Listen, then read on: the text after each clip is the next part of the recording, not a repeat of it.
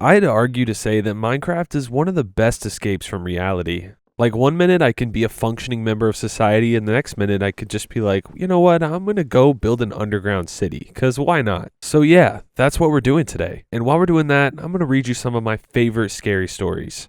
The first one's from r/scary stories from a user code_exile1911. I stole my own identity, and I think my family is getting suspicious. It was late September when I had returned home. I had just come back from a summer camp that lasted about 2 months. I couldn't tell you much about the camp or its counselors. I know I had a good time, except when I got lost during a group nature hike. When I was finally able to find my way back to camp, it was too late. No one was in camp. When I returned home, my parents were surprised to see me. "Max, you're home?" my mother asked. She slowly approached me and looked me up and down.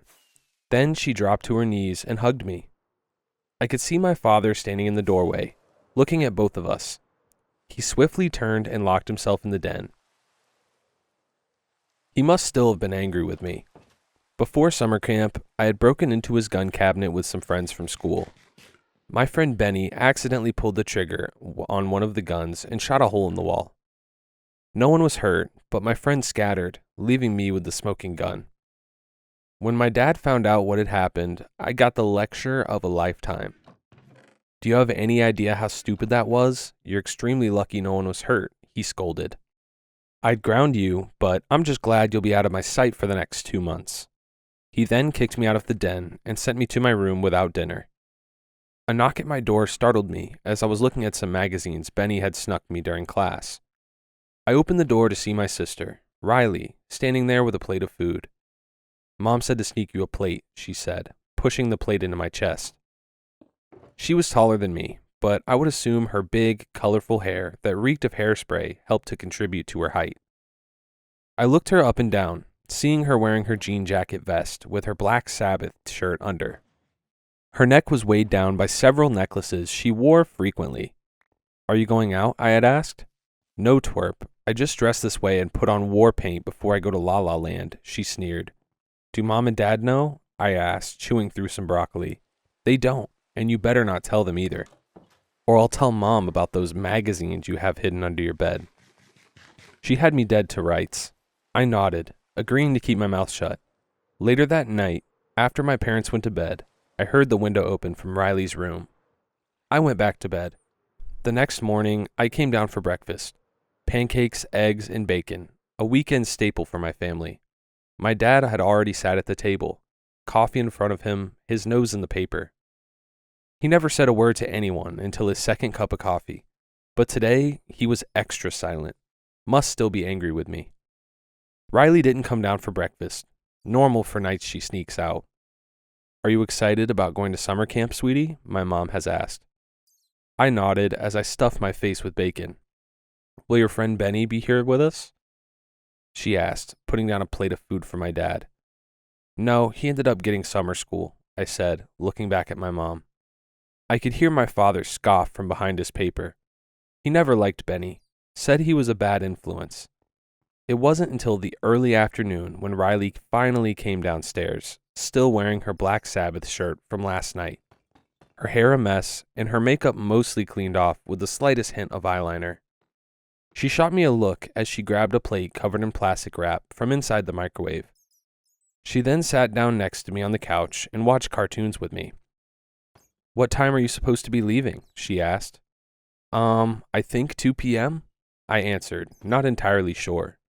"What is the name of the camp?" she asked. Camp Manatari, I think it's called," I answered. "Oh, that's in Sleepy Falls. I remember we went there once on a family vacation. You were like 2 years old when we went. It was a weird place," she said. "Weird how?" I questioned. "I don't know. I just remember something being not right about the place. Maybe it was just because I was 7 at the time. The world seems a lot bigger and stranger when you're a kid," she laughed. "You're still a kid," I quipped. Yeah, I graduate next year, and I'll likely be moving away for college. Mom will be devastated. Look out for her, okay?" she said, ruffling up my brown curls with her fingers. I could smell the faint scent of cigarettes stained on her fingers. I tried cigarettes once with Benny. I felt like the inside of my throat was being punched with a fist that was on fire. It was about 2:14 p.m. when a bus pulled up to the house with Camp Mandatory written on the side of it. I hugged my sister, and my mom kissed me on the top of my head. My dad was there to see me off, but he didn't say anything. Didn't even shake my hand like he normally would whenever I went somewhere for a long time. It was about a 4-hour drive until we reached the small town of Sleepy Falls. The bus weaved through the winding streets of the market district of the town. The townspeople all would come out of the shops to see the bus drive by. None of them waved or smiled. They just looked at us. When we reached the tree line to the forest, it was another 20 minutes until we reached the camp. The counselors greeted us at the bunkhouses and commanded us to gather our belongings and head to our designated bunks. The first few days at camp were mostly just a tour of the camp. It had a lake with boats and fishing, various tables for eating and crafts, an archery area, a go-kart track, and a garden. There was a hiking trail that would lead deeper into the forest. By the fourth night, the counselors sat us by a fire to share ghost stories. "Miss Keene, could you tell us about how the camp got its name?" one kid asked. The young counselor, known as Miss Keene, was only a few years older than my own sister, with straight red hair that was pulled back into a ponytail. Of course, so the town of Sleepy Falls was founded by European settlers in the 15th century. There was a local legend about a forest guardian known as the Manatari that would stalk the forest and abduct those who wandered into the woods. No one knows if this legend was brought over by the European settlers or if it was a story created by the local tribes. Some say it's some sort of fae. Others say it's a spirit, she explained. I raised my hand to gain an answer to the question that began to swell my brain. "Yes, Max, was it?" she said, pointing at me. "Why would they name the camp after a monster that abducts people?" I asked. "I believe it was in honor of the creature's benevolent behavior as a protector of the forest," she answered. "Now, how would you all like to hear the story of the horseman from hell?" she asked. The kids cheered, ready for the next scary story. I didn't pay much attention to the rest of the night. When we all turned in for bed, I thought about how much I already missed my home, my mom, Riley, even Dad. The next couple of months were just regularly scheduled events. A couple of weeks before the end of camp, Miss Keene became sick. She stayed in her bunkhouse most days, only occasionally being seen from her window, watching us play. Eventually, we stopped seeing her. I asked another counselor what had happened to her. "Oh, Miss Keene, we had to send her to the hospital. She was really sick and not getting any better," he answered. "Will she be back for the end of camp?" I asked. "No, maybe next year," he answered. "Hey, no more questions. Let's get ready for one of our last nature hikes," he said. The hike was like all the others. Same trail, same trees, same plants. During the hike, I started to lag behind a bit, daydreaming about what happened to Miss Keene and thinking about how by the end of this week, I'll be back home. I hope my dad isn't still mad at me. "Max?" A voice reached out from behind a tree. I stopped in my tracks, looking around, but I didn't see anyone. "Max?" the voice said again. I recognized that voice, even though I hadn't heard it in 3 weeks. It was Miss Keene. "Miss Keene, is that you?" I asked. "Please help. You don't have to do this," Miss Keene said. "Please follow me, children," she called to me. "Guys, hey, I found Miss Keene. I think she's hurt," I yelled to the group ahead of me, but they didn't hear me. I decided to follow the voice to find Miss Keene. If she was hurt, I could help her using the first aid skills I learned from one of the camp events. I followed the voice further into the forest, farther away from the trail. Before I knew it, I got turned around. I was lost. I never found Miss Keene. I decided to backtrack the best I could back to the camp. Somehow, some way, I made it back. I was still being embraced by my mother. She was crying on my shoulder. I could feel her hot breath from her wails against me, her tears slowly dripping into my shirt. From the den, I heard a loud pop sound. It was a similar sound to when Benny accidentally shot the gun in there months ago, just more muffled. I could hear rumbling coming from the stairs as Riley came running down. "What happened?" she cried. She came and stopped in the doorway as soon as she saw me. "Riley?" I said as I pulled myself away from my mother's grasp. She collapsed to her hands and knees as she cried even harder into the tile.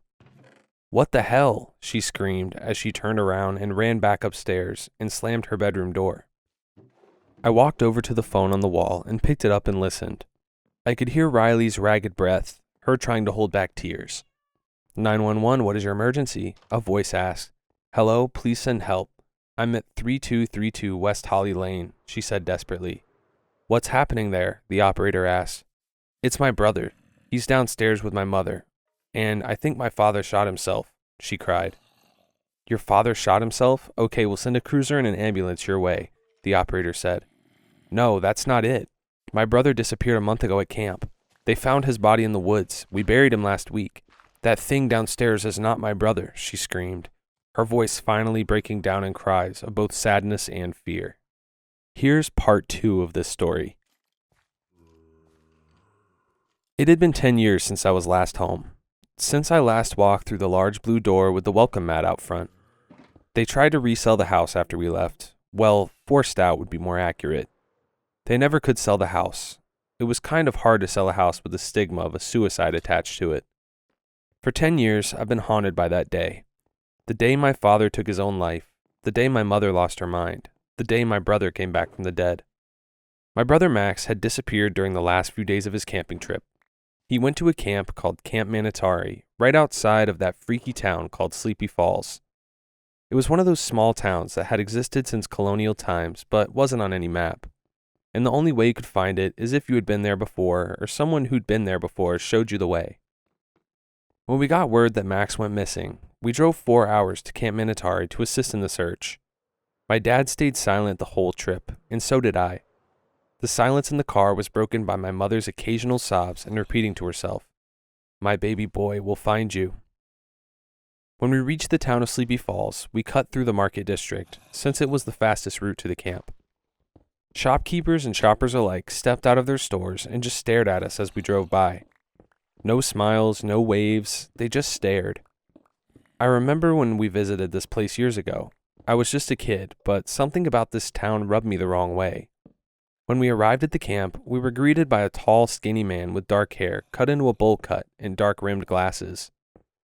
Hello, my name is Simon. I'm one of the counselors here. You must be the Turners, the skinny man said, extending his hand out to my father. Grant, this is my wife Nicole and my daughter Riley, my dad answered as he firmly shook Simon's hand. Simon looked at my mother and me and then back to my father. We're doing all we can to look for Max. We have the local sheriff and his 2 deputies helping in the search, he said. That's it? Just the sheriff and his 2 lackeys? Where's the police? The FBI? I demanded. This is my brother we're talking about. Riley, be silent, my father yelled. I shut up quickly. My father wasn't a loud man. He got angry and raised his voice hardly ever, so when he did, it was always a surprise. The town would prefer to keep this a localized event for now. Besides, we also have all of the counselors and volunteer campers assisting in the search, Simon smiled. We'll help too, my father said. My mother and I nodded in agreement.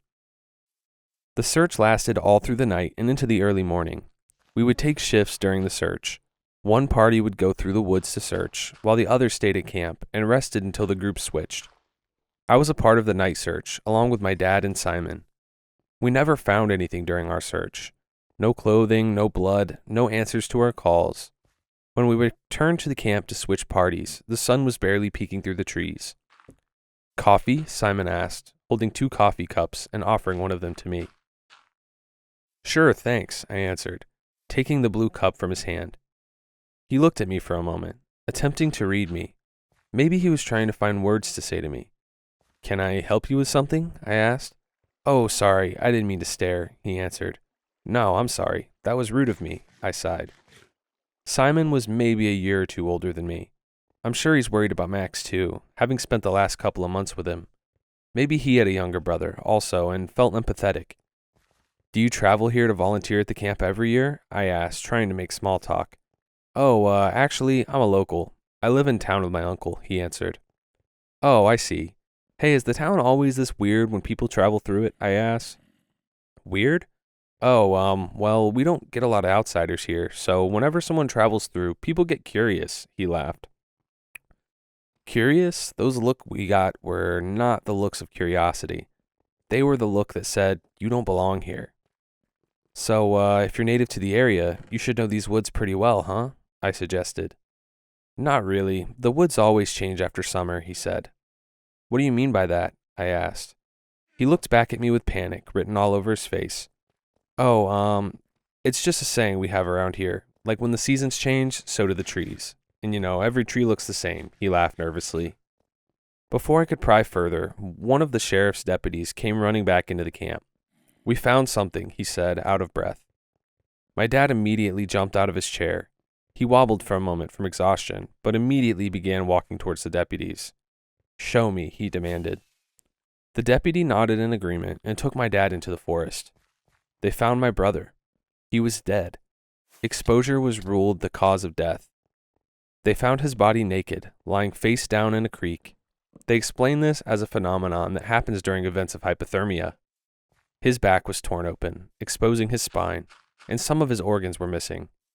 They explained this with animal predation. The drive home was quiet, quieter than the drive there. My mother didn't cry. She was still in shock. I tried to hold everything in. I wanted to cry. I wanted to throw up, and I wanted to die. I didn't want to feel this kind of pain. My father, as per usual, didn't say a word, quiet and stoic as always. The funeral was a few weeks later, open casket. The mortuary did a good job making Max look as close to alive as he could. I had hoped he would have just hopped up and told us it was all an elaborate prank, but he never jumped up, never smiled, and never laughed. I missed his laugh. Hey Riley, I'm sorry for your loss, a short, chubby kid with a crew cut said to me.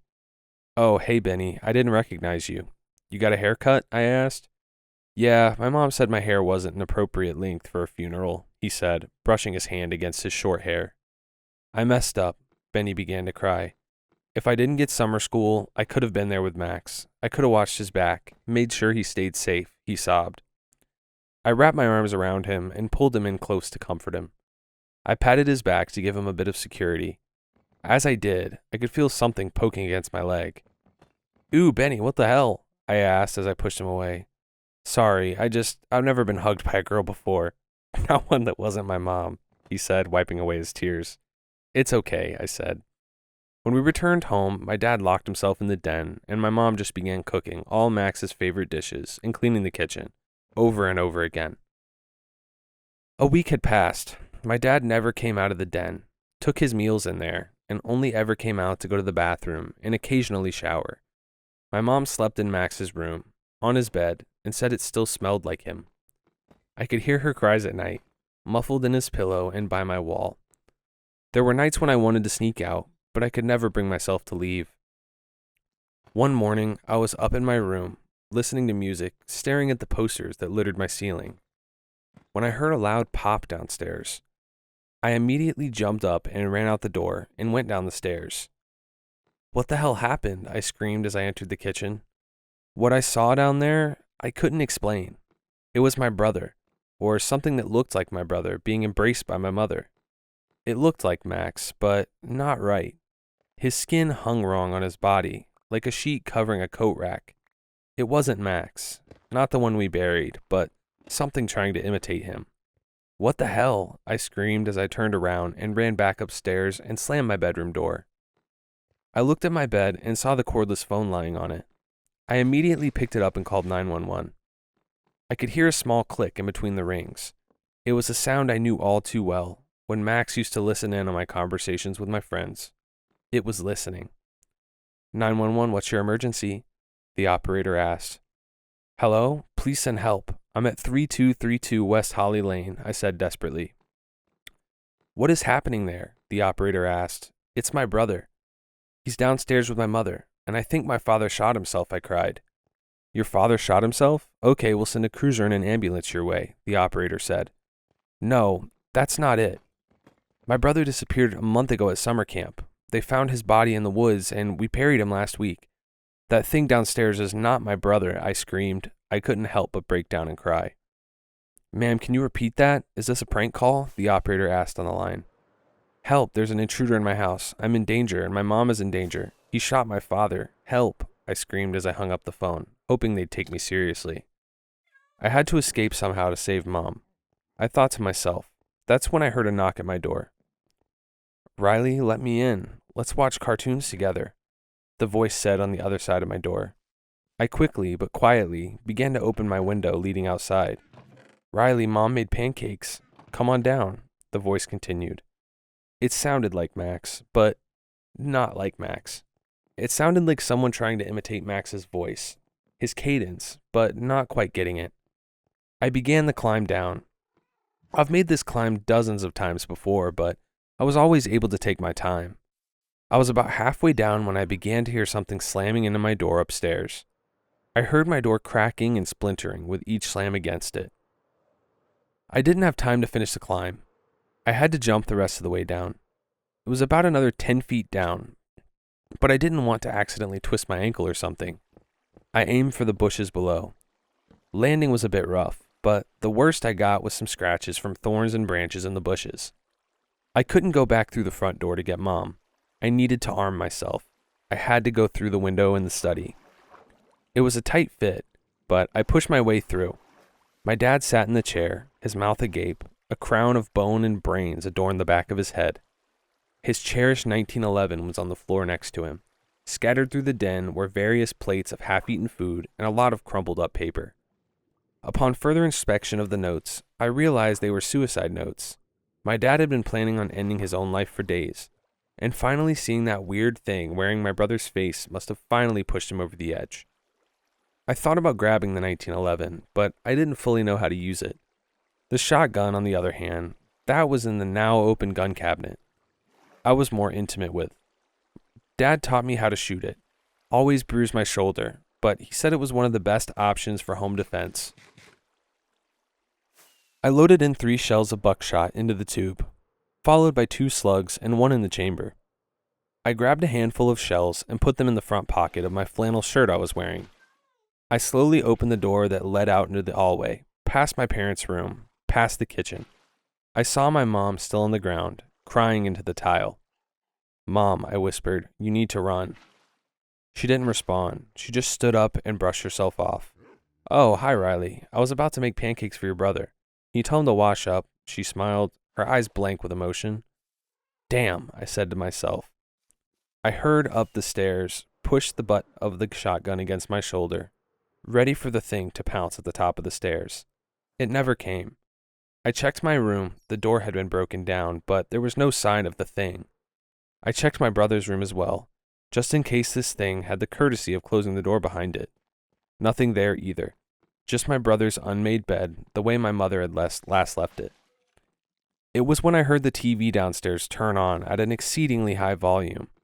I quickly turned around and headed back downstairs, past the kitchen, where I saw my mom still standing in the exact same spot, exactly with a whisk in her hand, stirring at the air. I walked into the living room and saw the thing sitting on the couch watching cartoons. I raised the shotgun towards the back of what you'd call its head. I readied my finger on the trigger.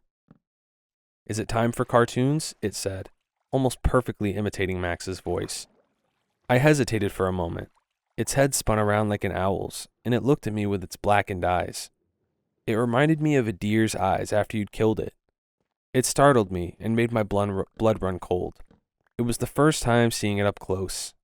I was startled by its expression and fired the shotgun, clipping the top of its head with a slug. It shrieked at me as it jumped from the couch onto the ceiling and began crawling around like a spider. Its limbs gnarled like the branches of a tree, and its body twisted like a rag being wrung out. I aimed up at it, and as it began crawling over my head, this time I hit its center mass. Its body fell on top of me, pinning me to the ground. The shotgun was knocked out of my hands, out of reach. A black, sap-like fluid oozed out of its mouth and chest wound. It stank like that of rotting food and putrid water. The thing was heavy, like a tree had fallen on me. I pushed and crawled my way up from out under. I was almost out before it grabbed my ankle. Large, brambled fingers began spitting out of its hands, wrapping around my leg. I could see the top of its head where I'd shot it earlier. It pulsated like an organ that had grain running through it similar to wood. It looked up at me as its face began to split open, revealing rows of bony teeth running down its vertical maw. I turned to see the shotgun behind me. I lay back to try and reach it, but I could barely touch it. The creature's maw began to get wider as the tendrils wrapped around up to my thigh, just below my shorts. I took a deep breath and pulled back further, throwing myself further back. My skin was ripping and peeling off at my thigh where the creature grasped me. I grabbed the shotgun and pulled it towards me. I pumped the next shell into the chamber, spitting the empty one across the carpet. I raised it towards the face of this creature, and as I did, a flash of memories of Max hit me. I couldn't tell if these were my memories or the creature's doing in an attempt to catch me off guard. I didn't stop. I didn't blink. I pulled the trigger. The buckshot hit its exposed face point blank as it recoiled in pain, howling with a deafening scream. I pumped the next shell, ready to finish it off. It uncoiled its tendrils from my leg and crashed through the large living room window, escaping. A few moments later, I could hear sirens coming up our street. There was no explanation for the events that have happened today. The cops wouldn't have believed my story anyway. They chalked it up to being teenage hysteria due to a combination of my brother's death and my father's suicide. My mom never recovered and ended up in a home. I was supposed to graduate that year and start college the next. Instead, I got evaluated. They said I had PTSD and depression and that I was probably bipolar too. Said I was a potential danger to myself. Even so, I never told anyone what really happened. I didn't want to end up like where my mom was. I still visit her from time to time. She recognized me, but always says the same thing. Tell your brother to go wash up for breakfast. So why am I here, back at this house, this decrepit memory? A part of me hopes that it is here. But the other reason is because when the cops were coming back then, I hid the shotgun in a loose floorboard I had known about.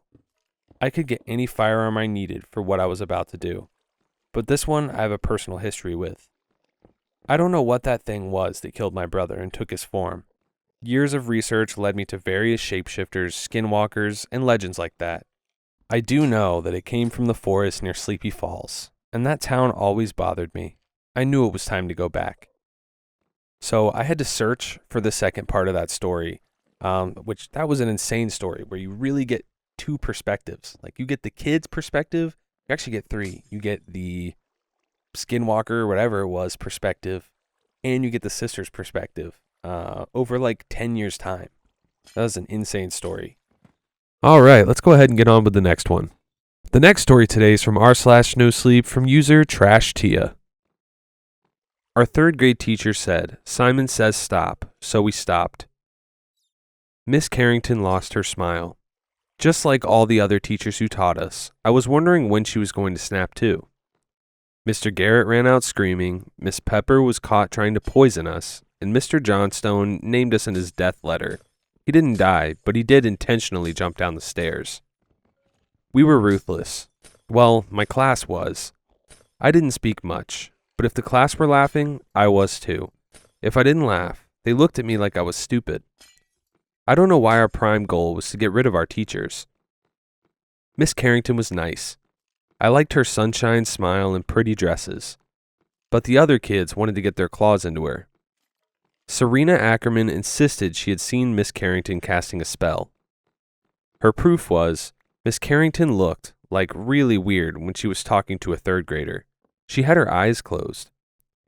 I was sure Miss Carrington was just mid-sneeze, but I was told to shut up. Oh, my class started calling her a witch, throwing things at her face, refusing to work, and even reporting that she had hit them. Miss Carrington's sunshine smile started to darken. I tallied in my notebook how many times her voice broke, her hands tightening into fists when Rowan asked if she brushed her hair, and then if she had a boyfriend. The boys at the back use her as a target practice, throwing screwed up pieces of paper in her face, then pens and pencils, and even a bottle of water, which almost bruised her face. I watched the light start to dim in her eyes. That excited gleam ready to teach us faded completely. Miss Carrington came to class looking like she had been crying. She kept tissues in her pocket to swipe at her eyes when Jack flung his workbook at her, and started to teach us with her back turned so she wasn't hit in the face with flying pencils. After days and then weeks of waiting for Miss Carrington to give up, Our teacher lost her mind on a random Tuesday when it was raining. She was writing a poem when Summer Carlyle stood up. Summer bullied me for weeks because I didn't get skincare products for Christmas. There was a princess-themed face mousse that all the kids were talking about, and even I really wanted it. I asked Mom if we could go to Sephora to look at the makeup, but when I made a beeline for the skincare section, Mom's smile started to twist. I did ask for the face mousse, but Mom laughed at me. For what skin, Ruby? You're 9 years old. Mom picked up the product. Do you even understand what this is for? I was half aware of Summer Carlyle a few meters away. The girl had eagle eyes, and I knew she'd notice me. No, I mumbled. It's for face wrinkles, Mom laughed. She cut my face, her smile making my tummy twist. It's a de-aging serum. Do you want to look younger? I blinked. But all the other kids want to look younger, she teased. I thought you wanted to look like a grown-up. I did. Summer said I always looked like a baby. Mom placed the mousse back on the shelf and instead pulled me into the makeup section. She bought me eyeshadow, and when I pressured her because Summer was definitely spying on me, she even bought me the other stuff that's like paste or something. The grown-up orange stuff adults put on their face. Summer had bought 3 bottles of the mousse and made sure to show it to everyone else. If you didn't have it, then you weren't considered cool. I showed her my grown-up makeup, and she turned up her nose and said, "Well, my Grammy wears that stuff, so that means you wear old people's makeup." That day, Summer Carlyle was determined to make our teacher cry. "Miss Carrington," Summer mocked, leaning forward in her desk. "How old are you again?" Our teacher's lip pricked. "I'm 31. Ew, Summer pulled a face. "Isn't 30 like super old?" "That's young," Miss Carrington said in a sigh. "I don't think you kids understand aging very well." "What's that supposed to mean?" Summer snapped. "Aging is beautiful," Miss Carrington said. "I lost my mother when I was very young, and I would give anything to see her wrinkles. Age gracefully. And you would be proud of your wrinkled skin. Be thankful you got to live all those years." She giggled. "Did your mom look like a grandma too?" I caught the exact moment our teacher started to crack. She paused writing for a moment, her fingers tightening around the pen. "Summer Carlyle," her voice shook slightly. "If you do not stop being rude, I'll be calling your mother." 30 is old and disgusting," Rowan Adams spoke up with a snort. When I twisted around, the boy was practically vibrating on his chair, itching for an argument. His eyes were narrowed, lips quirking into a smirk. "I can see your ugly wrinkles, Miss Carrington." Miss Carrington stopped writing when the class erupted into laughter. She turned around, and I saw her mouth finally curl into a smile. I missed her smile. I was used to her forced grins after definitely crying in the bathroom, but this one looked genuine. Straightening in my seat, I scribbled out my latest tally. Maybe she wasn't going to leave after all. Miss Carrington's lips split into one of her old smiles, her eyes shining. "I have an idea. Why don't we play Simon Says?" She stepped forward, her dark eyes drinking us all in. I felt the air around me still, and my pencil slipped out of my grasp.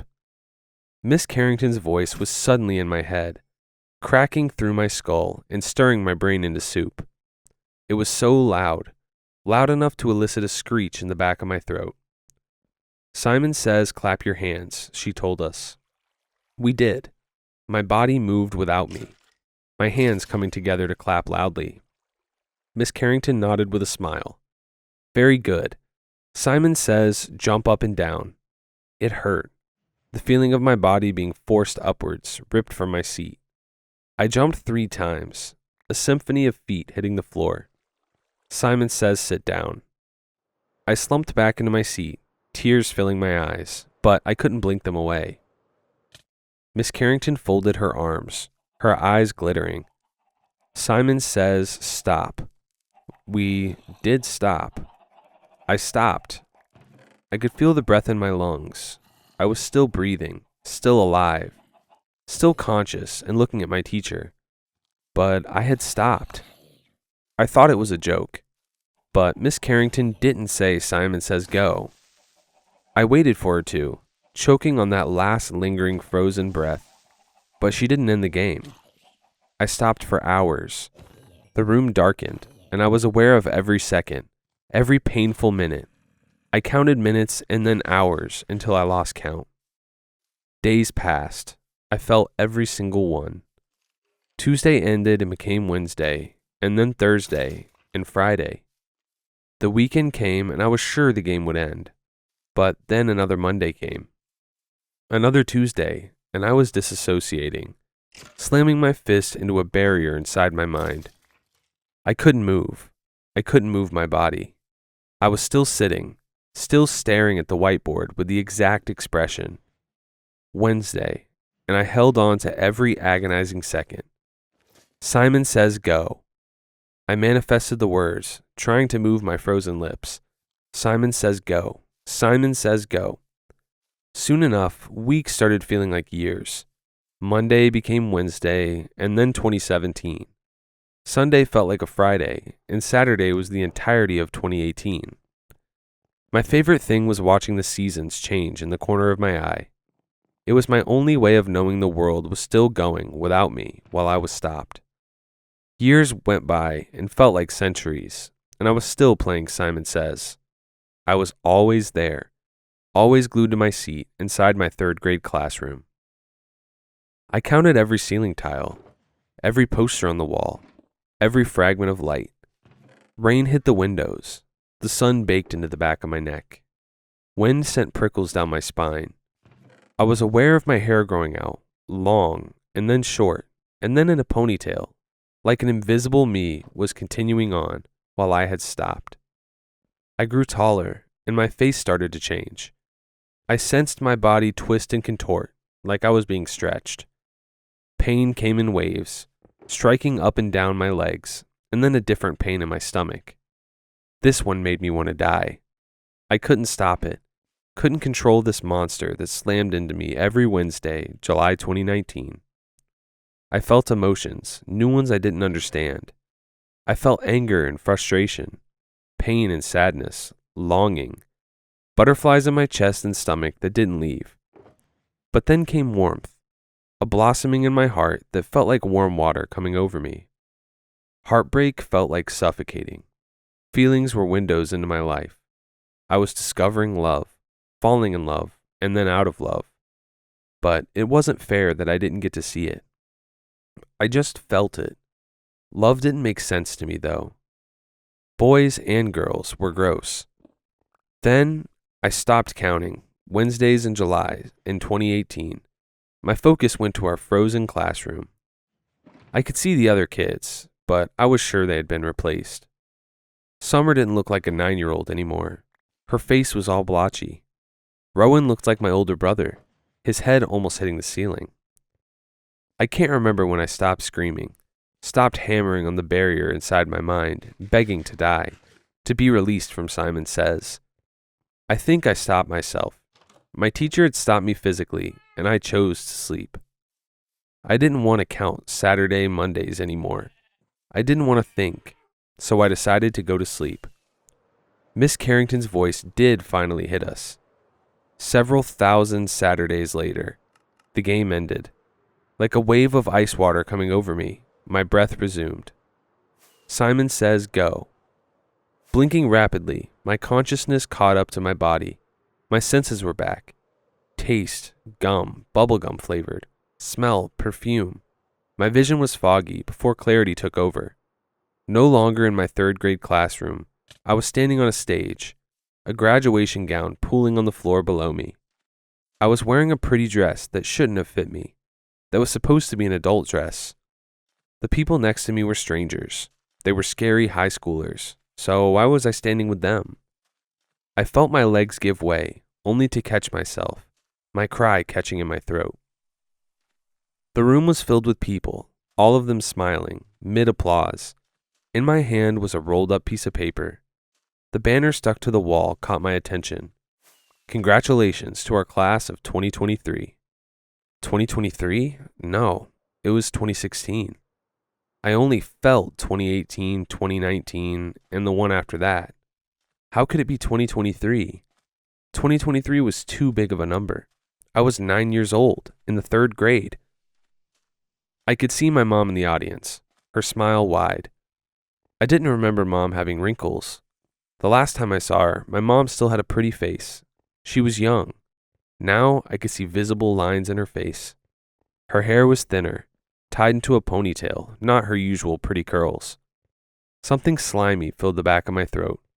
The grown-ups next to me were not strangers. They were my classmates. When the crowd stopped clapping, my class seemed to snap out of it, each of them being released from Simon Says. Rowan Adams, who was standing next to me, blinked, his eyes widening. His diploma slipped from his grasp. His gaze was suddenly unseeing. Frenzied. What? His voice was too low, like an adult. What's happening? Summer Carlyle started screaming, her agonizing cry rattling in my skull. She scratched at her face with her manicure, harsh enough to draw blood. Pieces of flesh stuck between scarlet nails. Jack stumbled backwards, falling over himself. The terror that held me to the spot, paralyzed, snapped me out of it, when Olivia Lewis made a choking noise. She was trembling, her eyes rolling into the back of her head. Something slipped out of her mouth, a red, bulging mound. It was her tongue. I had never seen so much blood seeping down her chin. The audience started to murmur when she giggled, spluttering, pooling red. Mom? I could hear the word in heavy pants and sharp hisses. Summer was squealing, trying to rip out her hair. Rowan regarded the crowd with a cocked head. Where's my mom at? He whispered. For a moment, it was silent, apart from several adults trying to calm Summer down. I could hear my classmates' breaths shuddering, labored with sobs. Then the screams started. Kids started throwing themselves off the stage, abandoning graduation gowns, caught in hysterics. In the reflection of someone's phone, I could see myself, an adult. I was taller, my hair hanging loose on my shoulders. But all those years that led to that moment, my preteen and teenage years, gone. I dropped my diploma trying to walk, but my body felt wrong. It was too big and too heavy. My voice was still small, still mine, but my body, my mind, my thoughts were all older. I pulled off my graduation cap, my eyes filling with tears.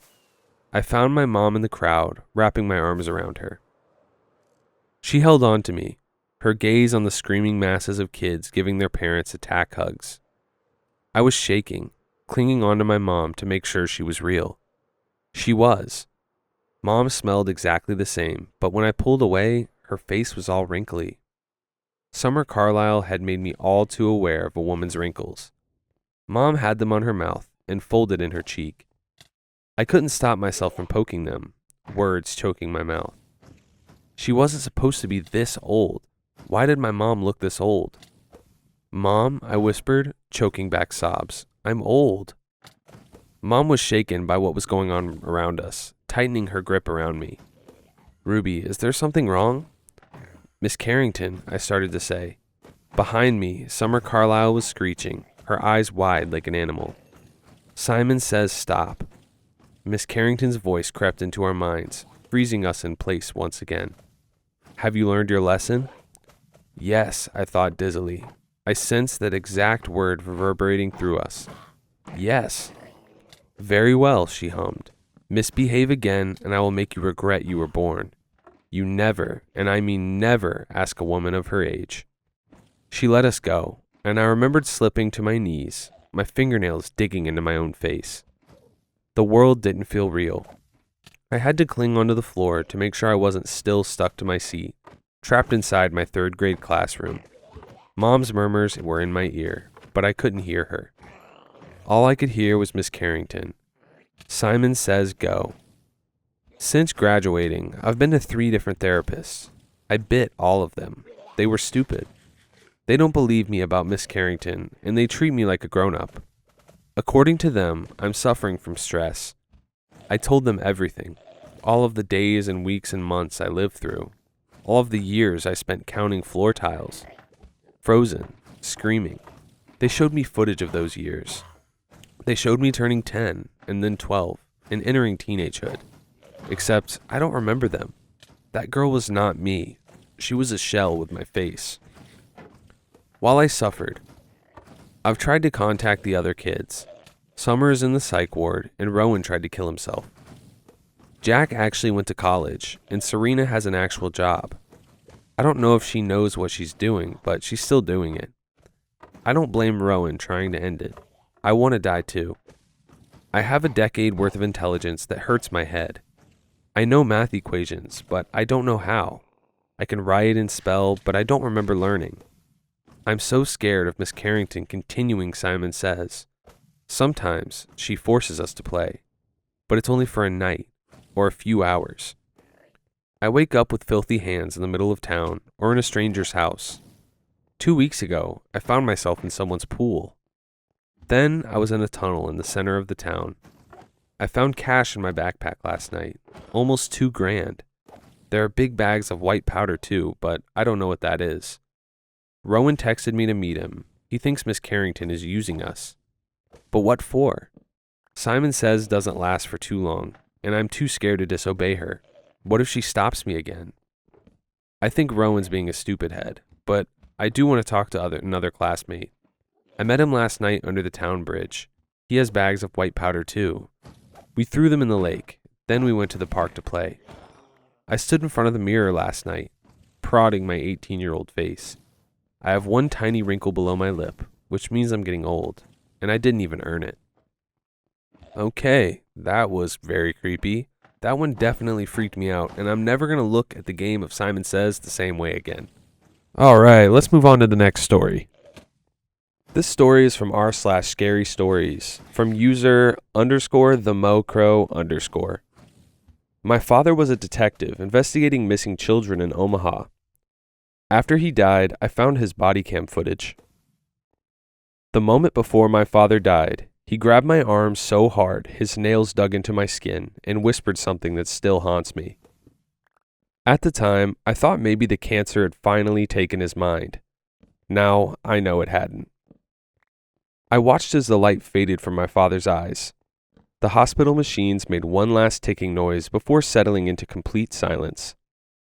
His chest rose and lowered one last time. His dark, sunken eyes settled onto mine before he passed. Even in death, he still looked afraid. There in the dark, I stayed seated, with no one to comfort me, hoping my mother would answer my call. My father, Jim Simmons, had no other family, no one to depend on.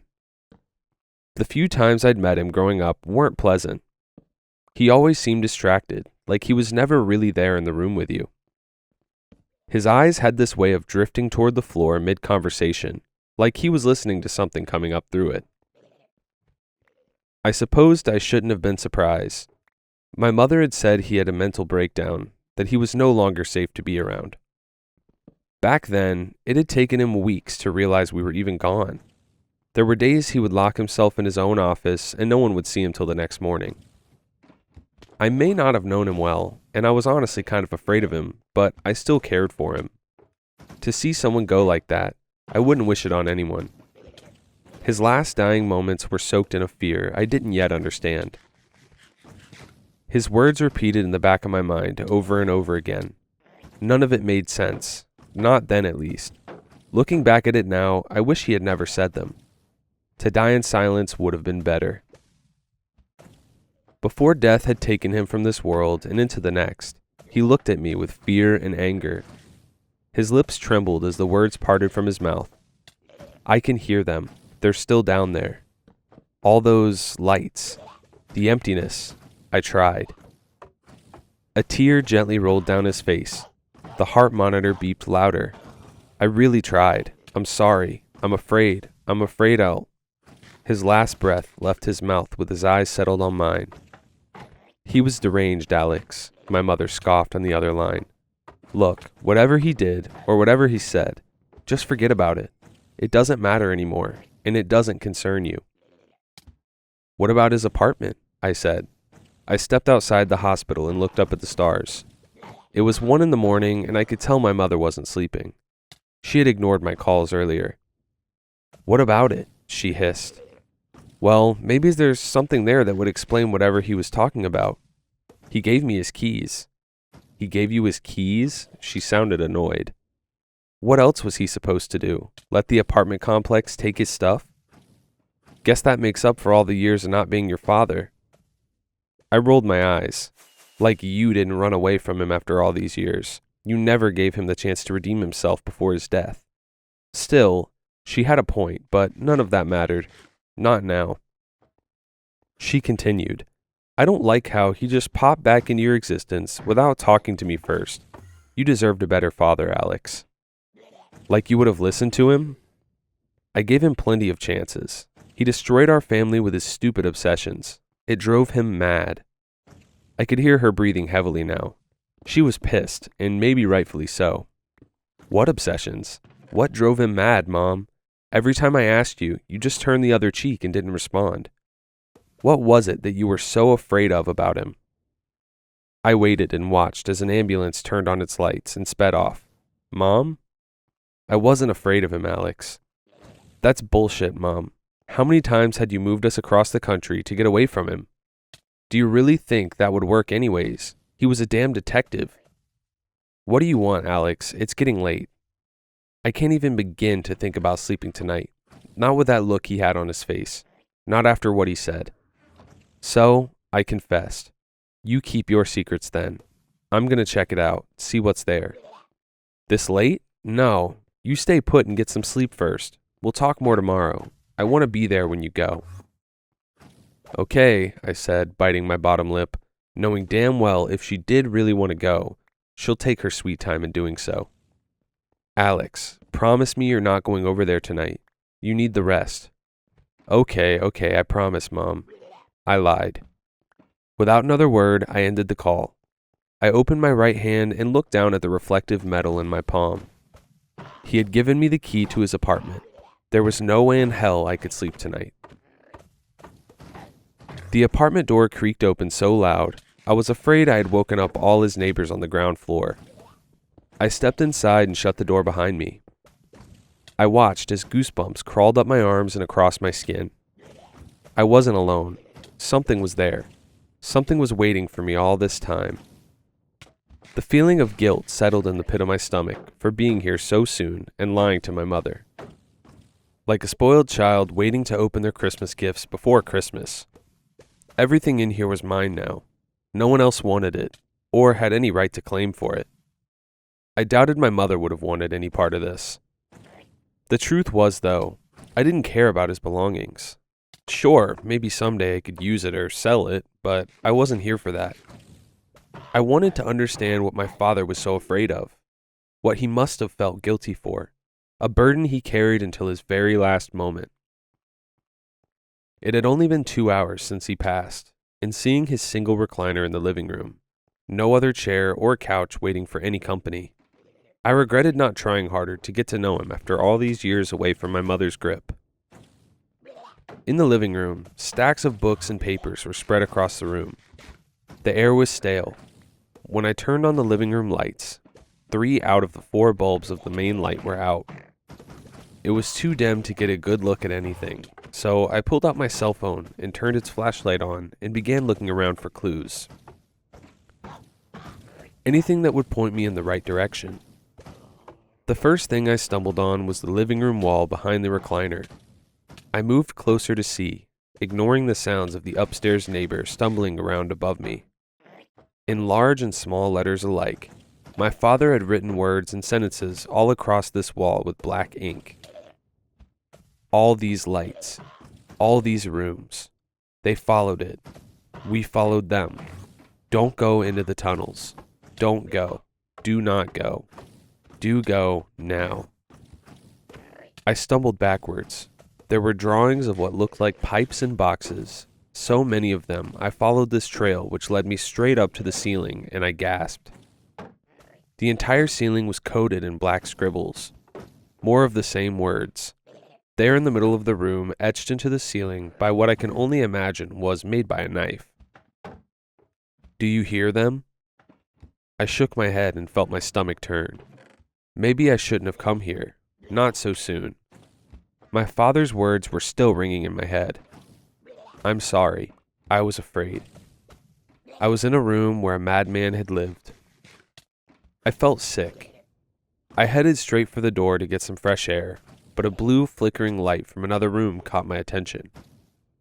I crept towards the nearly closed door and opened it. Inside was a computer and monitor, humming away through the night. The screen flickered on and off, a blue screensaver showing what looked like a blueprint. I walked into the room and turned the light switch on. Nothing happened. Did he really live like this? For how long? I raised my phone light and revealed the small desk room. I pulled out his desk chair on wheels and sat down. The screensaver was a blueprint of the tunnel systems below the city of Omaha. I then looked over down to my right.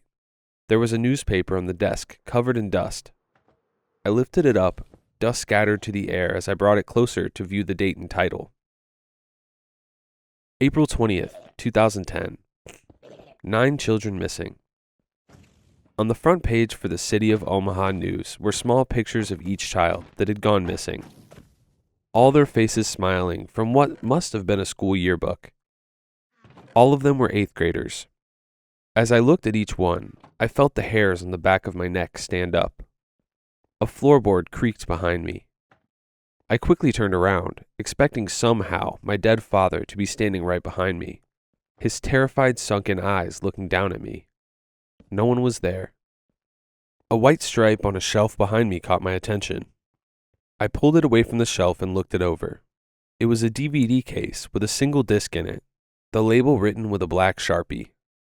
Body cam footage, April 2010. Without hesitation, I opened the case and inserted the disc into his PC. I was met with a lock screen. Irritated, I looked around at his stacks of papers and sticky notes. No indication of what his password would be. I sat there thinking, wondering how long I would be here and how much more I could handle of this presence I felt hovering behind me. My first attempt was simple. Admin and admin in all caps. Neither of them worked. I buried my face into my sweaty palms and sighed. I don't know him well enough, and I'm sure his shit wasn't good with computers. So I tried my mother's name, doubting every second of it as I hit the enter button. Nope. Finally, I landed on mine, and to my surprise, I was in. Great, another thing to add to the guilt. My heart raced as I hovered over the disk icon and sat there in the still darkness. The screen brightness reddened my eyes. There were 4 video files waiting on the screen. I played the first one and turned the volume up. Body cam footage 1. The video opened with a burst of static before the image slowly came into focus. There he was, a younger version of my father staring back at me as he adjusted the body cam's lens. He looked healthy and full of life, a man I barely recognized. The camera jostled as he stepped out of the car. It was 5:17 p.m. The sun was bright and made it hard to see as he moved forward outside towards what looked like a giant parking garage ahead. My eyes shifted back and forth as I waited to see what happened next. As he stepped inside the parking garage, he was met by a police officer. "Hey, Jim," the police officer said. He was overweight and clearly out of breath as he spoke. "What you got for me today, Hopper?" My father asked as they walked towards what looked like 2 kids further inside, waiting for them. Hopper shook his head and wiped the sweat from his forehead. "Several kids, 9 of them to be exact, 8th graders. They've been missing since this morning. None of them showed up for school. Parents are worried sick. There's a pair up ahead that we've been questioning. I think you'll want to talk to them." "Wonderful," Simmons said. "Another waste of my damn time. So they skipped school and were afraid to suffer the consequences at home." "Maybe," Hopper hesitated then and scratched the back of his neck. "To be honest with you, though, I don't think so. Not these ones." They then caught up with the 2 kids who waited for them. Both of them looked nervous and uncomfortable as they waited inside the parking garage. "I'm Detective Simmons," my father said to them. He then turned his focus to the one on his left. "Let's start with you, son. What's your name?" "Adam," he said, his voice shaking. "Nice to meet you, Adam. You want to tell me what's going on?" Adam tried to speak, but struggled with his nerves. The other kid spoke instead. "They went down there." "What's your name?" My father spoke. His voice was calm and mostly gentle. "Kevin." "Down where, Kevin?" Kevin turned and pointed towards a maintenance door. "Through there." "Was the door locked when they tried to go in, Kevin?" Kevin shook his head no. "Did you watch them go?" He nodded yes. "They tried to make us go, but I didn't listen." "And why did they want to go down there?" my father asked. "The rooms." "The sewer?" Hopper said. Kevin and Adam shook their heads no. Kevin spoke again. "They wanted to see the rooms. Kids at school talk about it all the time." "Other kids have been going into the sewers?" Hopper asked. "I don't know. They talk like they have, but I'm not so sure." Adam then finally said something. Billy told them about it. "You're not talking about the homeless guy that usually hangs around in this garage, are you?" Hopper said. Both teens nodded. Hopper turned to Simmons. "They're talking about Billy Costigan. I'm sure you've met him before," he grinned. Simmons rolled his eyes. That addict always finding something new to cause trouble with. Doesn't surprise me one bit he started living down in the sewers. That's luxury for him, Hopper laughed. Simmons turned back to the boys who stood there nervously. Neither of them wanted to make eye contact. "You saw the kids follow him through that door?" Both of them nodded. Adam answered, his voice shaking. "We watched them follow him down. He said he found something." "Just like that? Followed the junkie down into the sewers?" Hopper said. "I guess so," Kevin responded. The footage ended. I leaned back in the chair and rubbed my eyes, almost missing the start of the next scene. I looked down to my right and saw I was still on the first tape. Both my father and Hopper were now descending a rounded metal staircase, their feet clattering against the metal steps. Every now and then they would pass a light bulb on the concrete wall. The stairs seemed to go on and on. I could hear them talking, but I couldn't make out any of the words they were saying amongst the rattling noise of their footsteps. When they finally reached the bottom, there were voices on the other side of a large metal door. Hopper opened the door, and they walked into what looked like a large tunnel. There, standing on a platform, were several more men in different uniforms and what looked like a small fire crew. All of them were wearing hard hats. One of the men in a blue hard hat spoke to Hopper first. "I can hear them, but it doesn't make sense." The men surrounded a large wooden table with a blueprint laid across it. My father cleared his throat. "Where do you think the children are currently?" One of the firemen moved in closer and pointed to the map for my father. "This area right here.